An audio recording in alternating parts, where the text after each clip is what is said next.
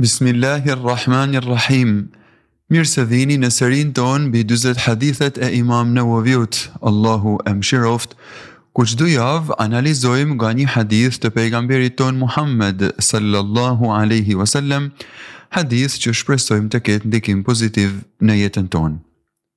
Nga Ebu Dharri radiallahu anhu transmetohet se pejgamberit sallallahu alaihi wasallam i është përcjell nga Allahu i lartësuar në hadith kudësi.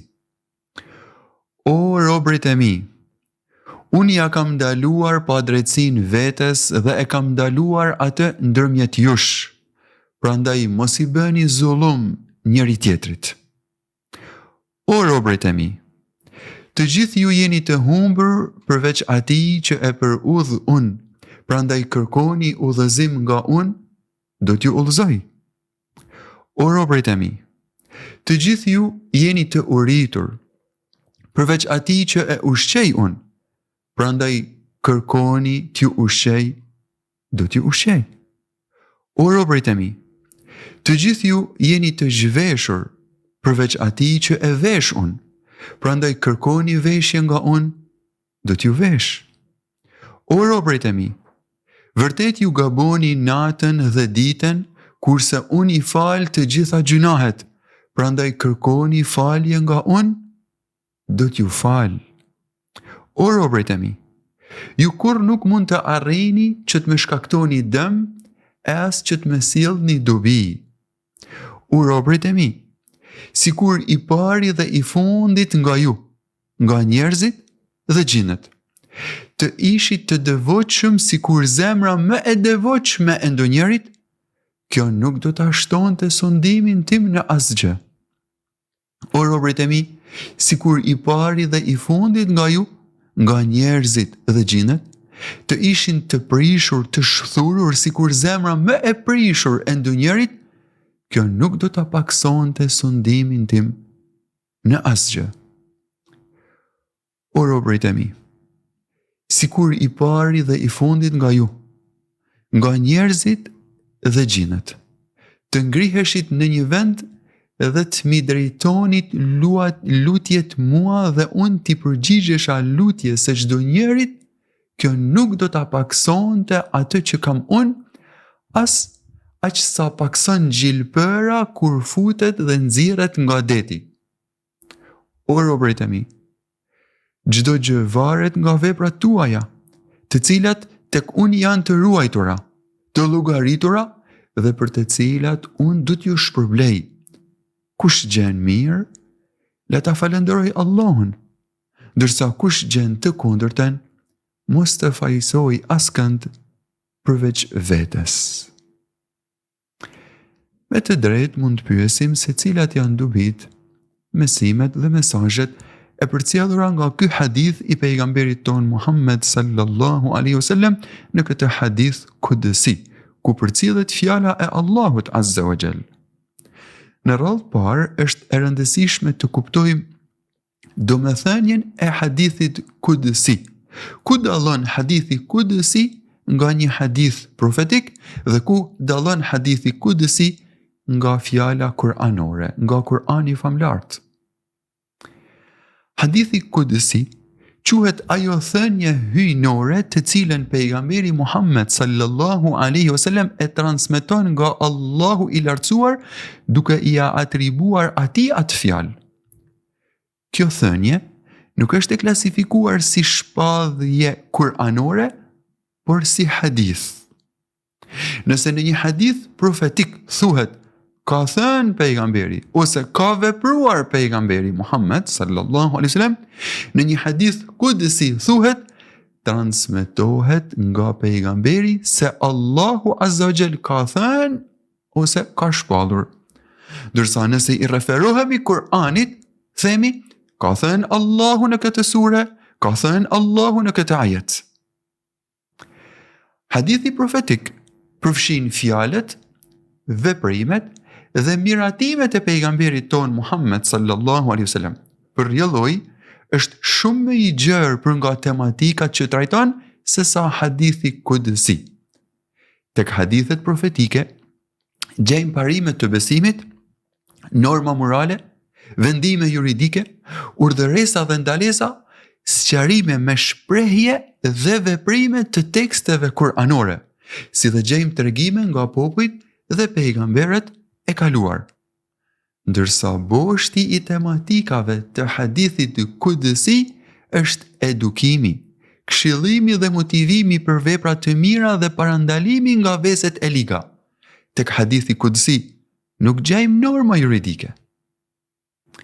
Fjalët kuranore gjenden në mushaf, në Kur'an, ndërsa hadithet profetike ose hadithet kudësi gjenden në përmbledhjet e shumta të haditheve. Stili gjuhësor i Kur'anit është unik, nuk mund të imitohet, është mrekulli. Fjala kuranore me kuptimet e saj janë të shpadhura nga Allahu Azza wa Jall nëpërmjet melekut Gjebrail për t'ia dërguar pejgamberit ton Muhammed sallallahu alaihi wasallam. Shprehja kuranore është përcjellur në mënyrë të përpikt, pa i ndryshuar asnjë germ. Ndërsa hadithi kudësi nuk e ka të njëjtin nivel gjuhësor si Kurani. Kuptimet e hadithit janë hyjnore, ndërsa shprehjet nga një herë janë të formuluara nga natyra njerëzore, sepse transmetuesit e kanë bartur hadithin me kuptimet e tij, jo të fjalë për fjalshëm. Recitimi i Kur'anit është ibadet, është adhurim. Për çdo shkruaj ka më së paku 10 shpërblime. Gjithashtu leximi i Kur'anit është kusht i saktësisë së namazit. Nuk vlen namazi pa leximin e Kur'anit. Ndërsa hadithi kudësi ka shpërblimin e përgjithshëm për angazhimin me leximin e detyrisë së dobishme. Por hadithi kudësi nuk lexohet në namaz. Originaliteti i Kur'anit është i padiskutueshëm. Kur'anit asgjë nuk mund t'i hiqet, asgjë nuk mund t'i shtohet. Ndërsa vlera e hadithit kudësi varet nga transmetuesi, varet nga vargu apo zinxhiri i transmetimit. Pra kemi hadithe kudësi të sakta, të pranuara, të vërtetuara nga pejgamberi ynë sallallahu alaihi wasallam, por kemi edhe hadithe kudësi të cilat nuk i plotësojnë kriteret e besueshmërisë dhe të vërtetësisë. Prandaj ka dallim ndërmjet Kur'anit famlart dhe hadithit kudësi, siç ka dallim ndërmjet hadithit kudësi dhe hadithit profetik.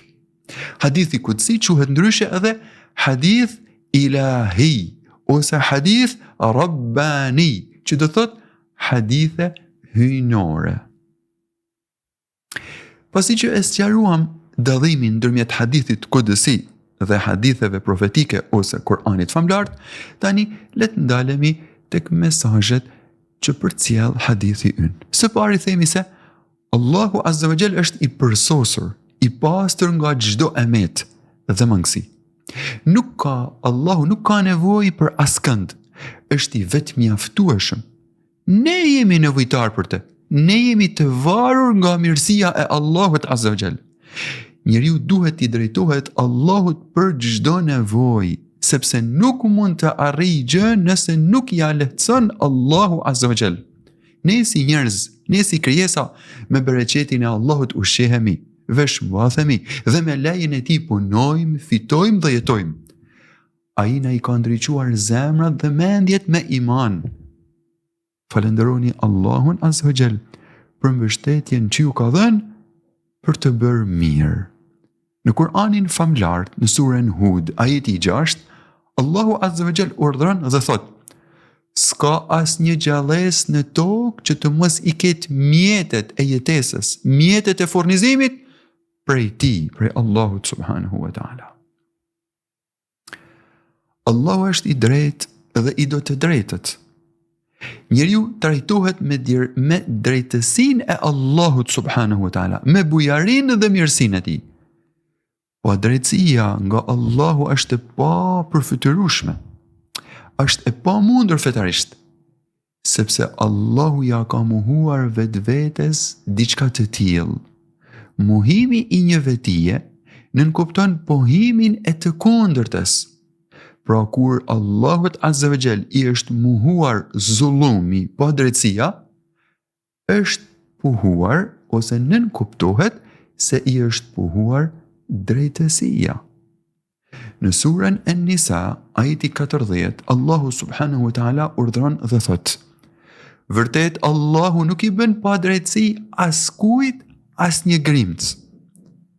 Por nëse dikush bën mirë, Allahu ja shumëfishon atë dhe i jep shpërblim të madh. Pa drejtësia që bëjnë njerëzit ndahet në 3 lloje. Pa drejtësi të cilën Allahu Azza wa Jall nuk e fal.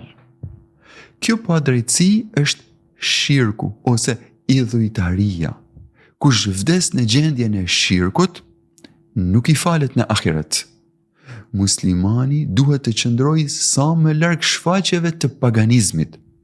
Shumë shenja simbolike idhujtarie hyn në shtëpitë e muslimanëve në formatin e lojrave dhe argëtimeve për fëmijë. Prandaj duhet jemi të kujdesshëm. Allahu Azza wa Jall në Kur'anin famlar ka përmendur këshillën e Lukmanit drejtuar birit tij.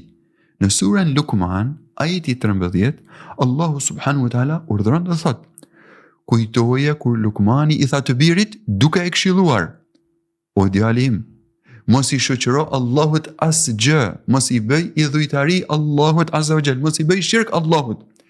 Pa dyshim idhujtaria është një padrejtësi shumë e madhe. Lloji i dytë i padrejtësisë është padrejtësi të cilën Allahu mund ta fal edhe pa pendim. Kjo është padrejtësia e individit ndaj vetvetes, pra njollosja e shpirtit me gjunahe, mos kryerja e detyrimeve vetjake. Dhe lloji i tretë i padrejtësisë është padrejtësi të cilën Allahu nuk e lë pa e quar hakun në vend, pa e quar të drejtën në vend. Kjo ndodh atëherë kur cënohet e drejta e huaj. Pejgamberi ynë Muhammed sallallahu alaihi wasallam e ka përkufizuar njeriun e falimentuar të quajtur në gjuhën arabe el-muflis, e ka përkufizuar me personin që vjen në ditën e gjykimit me namaz, me agjerim, me zakat, por ka cënuar të drejtën e huaj dhe ka shkelur mbi hakun e të tjerëve. Këtij individit i merren shpërblimet e adhurimeve dhe u jepen personave që u ka hyrë në hak, që i ka dhunuar. Nëse i mbarojnë sevapet, atëherë u merren gjunahet e tyre dhe i zbrazen këtij individit. Në një hadith tjetër, profeti ynë Muhammed sallallahu alaihi wasallam ka gjykuar se do të jetë në zjarr të xhehenemit një person i cili edhe pse shquhej me adhurime të shumta, ai dhunonte dhe shqetësonte kumshiun e tij me të folurën e tij.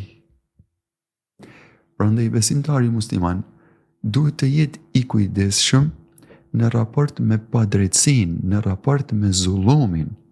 Qoftë kjo padrejtësi në raport me Allahun subhanahu wa ta'ala, ose padrejtësi në raport me vetveten, ose padrejtësi në raport me tjetrin.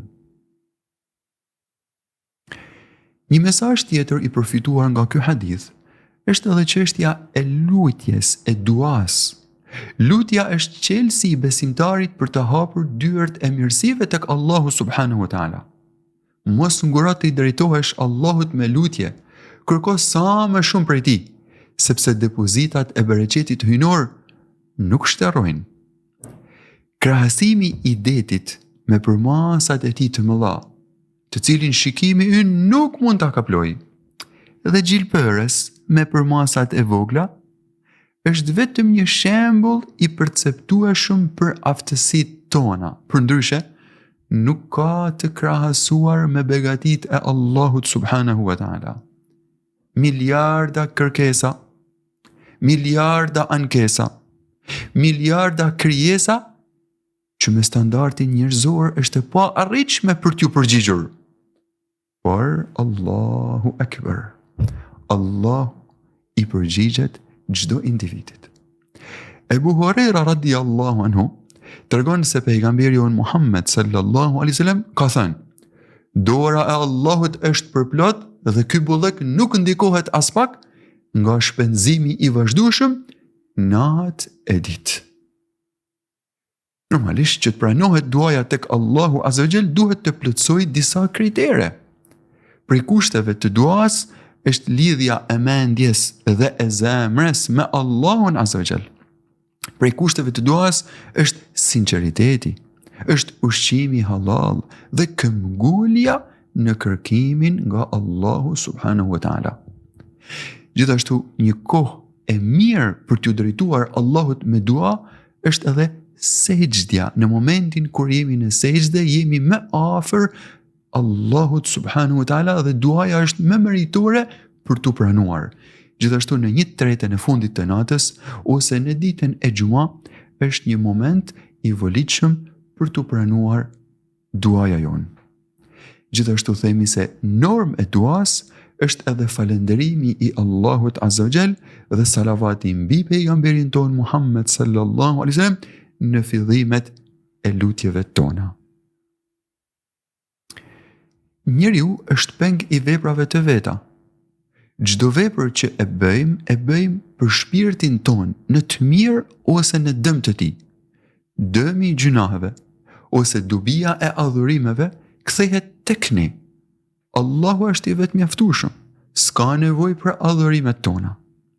Hyrja në xhennet është mirësi e Allahut subhanahu wa taala. Pra vetëm ai meriton ta falenderojmë dhe ta madhrojmë. Allahu Azza wa Jall na ka udhëzuar dhe ai na i ka pranuar veprat tona, ndërsa hyrja në zjarr është merit e përzgjedhjeve tona. Të mos fajsojmë askënd vetëse vetes. Në Kur'anin famlar, në surën Zelzele, ajeti 7 dhe 8, Allahu subhanahu wa taala urdhëron dhe thot: "Kush ka bërë ndonjë të mirë, qoftë sa një thërmi, do ta shohë atë, do ta gjejë atë. E kush ka bërë ndonjë të keqe, qoftë sa një thërmi, do ta shohë atë, do ta gjejë atë." Në përgjithësinë e thirrësit është përcjellja e kësaj feje, prezantimi dhe sqarimi i saj, ndërsa udhëzimi real i individit dhe qelja e zemrës së tij është çështje që i takon vetëm Allahut. Në Kur'anin famlar, në surën Qasas, ajeti 56, Allahu subhanahu wa taala urdhëron dhe thot: "Vërtet ti o Muhammed nuk mund të udhëzosh këtë duash, por është Allahu ai që udhëzon këtë dëshiroj." Misioni i thirrësit islam ka për kriter të qenet model për mirë në fjalë dhe në sjellje. Fjalët e tij duhet të jenë në përputhje me veprat. Normat e jetës private kërkohen të jenë në pajtim me shfaqjet publike.